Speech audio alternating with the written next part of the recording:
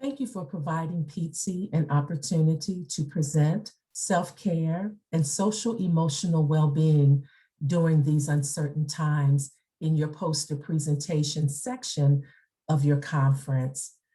I am Tina Norris. I'm the Family Engagement Specialist here at Pizzi. Pizzi is a statewide nonprofit whose passion is to empower families of children with disabilities in Virginia. We serve as Virginia's Parent Training and Information Center, and we have been doing this work for over 40 years. COVID has changed the trajectory of how we as a nation have moved, how we engage and collaborate with one another, while also adding additional stressors to an already stressed and busy life for many of us. Our self-care and emotional well-being can no longer be viewed as an option, but must be viewed as a priority, one that we do daily and make part of our daily routine.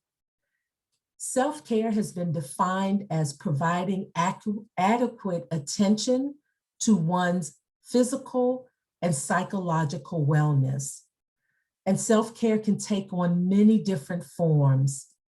Physical activities like exercising, getting plenty of rest, and eating healthy, to more pleasurable activities like baths, manicures and pedicures, or even watching Netflix, or simply just responding in a more positive way to stressful situations.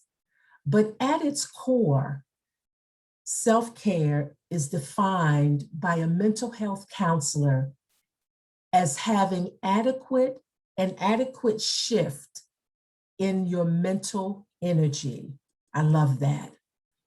Instead of focusing on what others want from you, self-care involves you shutting down your thoughts and focusing completely on what you need in that moment. So how you feel, it matters, and it can positively or negatively impact and affect the work that you have been called to do.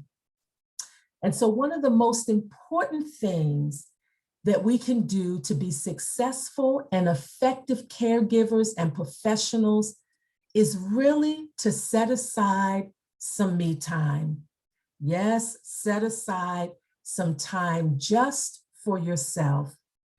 We often think of the needs of others, or we think of what's best for them before even considering or thinking about ourselves.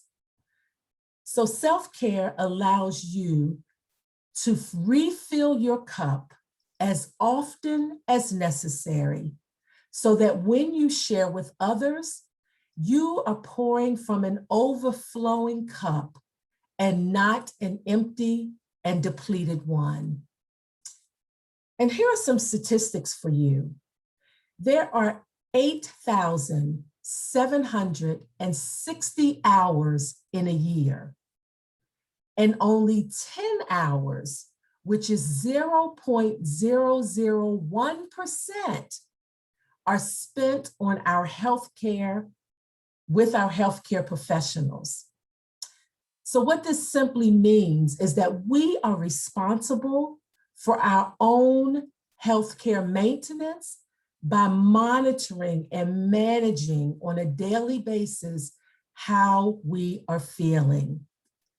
So are you intentionally listening to your body, or are you neglecting your well-being because our schedules are entirely too busy at times? It is so important to take time for yourself. The most important relationship that we have is the relationship that we have with ourselves. So breathe, let go, remind yourself that this very moment is really the only moment that you really have for sure. And it's okay to make a mistake from time to time. It's okay to have a bad day. And it's okay to feel less perfect in one day than you do in another. Be generous with yourself. Be kind with yourself. Talk to yourself just like you would talk to someone that you love. Put your own oxygen mask on first. You owe it to yourself and those you love so that you can freely give of yourself to others. Self-care means simply caring and giving yourself permission to pause. Pause throughout the day. Pause to stop. Pause to think. Pause to smell the roses. It is up to us to take time for ourselves. Your self-care must become a priority.